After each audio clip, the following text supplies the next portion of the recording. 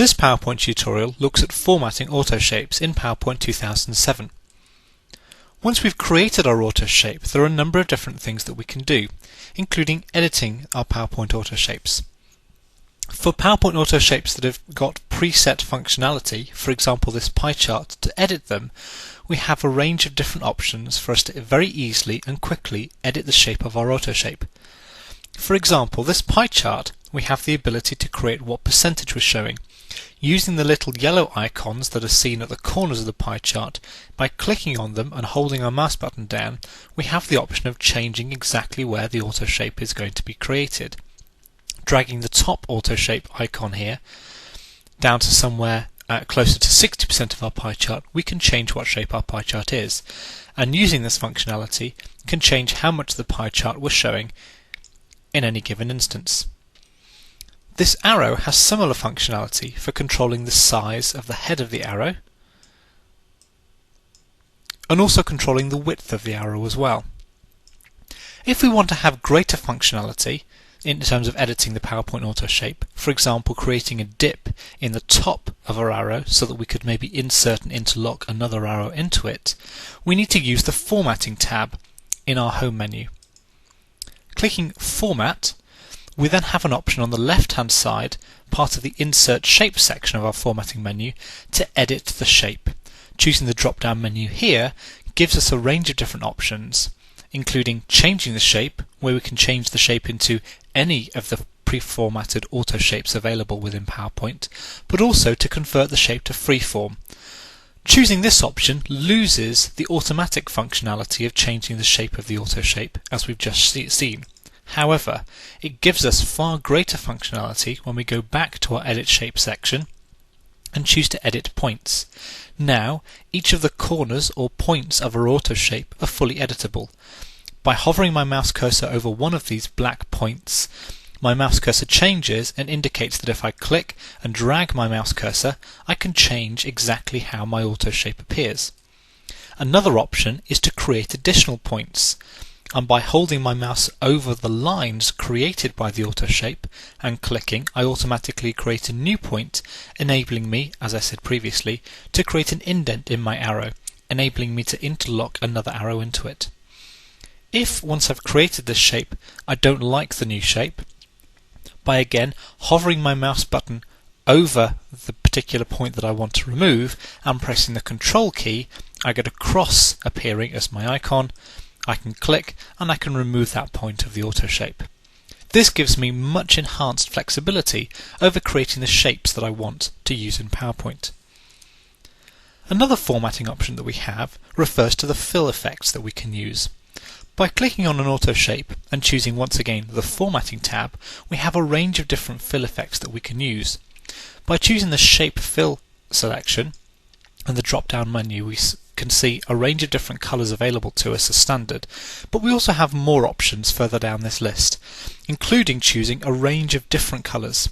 By choosing more fill colours, we have the option of pretty much any colour we like, including being able to input custom RGB colours, meaning we can get precise details or precise colour matches to anything we want, or choosing from perhaps a more manageable palette of 256 colours. If we choose, for example, a shade of blue, we will then see an updated version of the colour palette appearing on a shape when we click OK. Before we do that, within this menu there is another option that we can use to format our AutoShape fill in terms of transparency.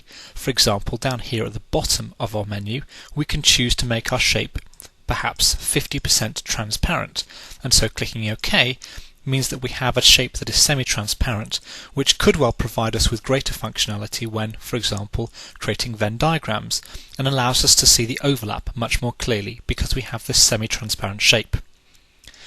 Another option we have in terms of shape fill is to choose different gradients, and so here we have a range of different options available to us: light variations, dark variations, or indeed going further into more gradients if we wish, bringing up a further pop-up menu in terms of exactly what colour and gradient we want. However, in this instance, I think we'll just choose one of the pre-selected gradients. Let's do a centre fill, from darker from the outside going to lighter in the middle. For our other section of the Venn diagram, let's perhaps choose the opposite, showing that these are two similarly related pieces, but different nonetheless, and linking the two together. Finally, let's look at some of the other shape effects that we can use when formatting our PowerPoint AutoShapes. Again, by selecting the shape that we have in mind, we bring up the formatting menu, giving us a range of different options. In this instance, let's look at the different shape effects that we can use as part of the Shape Style section of the formatting menu. Shape effects, as we saw in the Creating AutoShapes tutorial, have a range of different options available to us, shadow, reflection, 3D rotation being amongst others. If we choose, for example, to add in a shadow, we might want some kind of perspective shadow, and here we can see a preview on our PowerPoint slide in the background by selecting any one of the different shadow options available to us. Let's choose one of these perspective shadows. As you'll see later on, we're going to try some 3D work as well. Now that we have our shadow in place, we can go back to our Shape Effects section, and choosing 3D Format, we now have a range of different 3D formats available to us. I can choose some kind of parallel or some kind of perspective piece. I think let's choose perspective because it matches the shadow effect that we saw earlier. Now that we've created our shape, we have something that's much more dynamic, much more 3D looking, and so therefore can create a nicer and more impressive looking presentation with a shadow in the background. If the shape isn't quite right though, I can once again use my Format menu and under Shape Effects, choose whether I want to modify my shadow or my 3D rotation. Let's use 3D rotation for this example. And rather than choosing one of the presets that we saw earlier, we can choose 3D rotation options down at the bottom of my drop-down menu. This brings up an additional pop-up menu formatting my shape and gives me a range of different options that are more advanced than any of the presets that we've seen previously. Here we have 3D rotation highlighted and gives me several options to precisely rotate and position my 3D shape. I can rotate via the X-axis, for example, the Y-axis, and the Z-axis,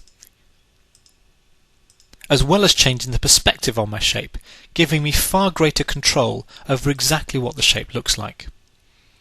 Within this same Format Shape menu, I can also change the format of my 3D effect, including some kind of bevel options, creating greater width and depth to my shape by typing in different values, giving my shape that much greater 3D appearance. Closing that menu, I'm now happy with the effects that I've applied to my shape, and I can leave it and move on to the rest of my presentation.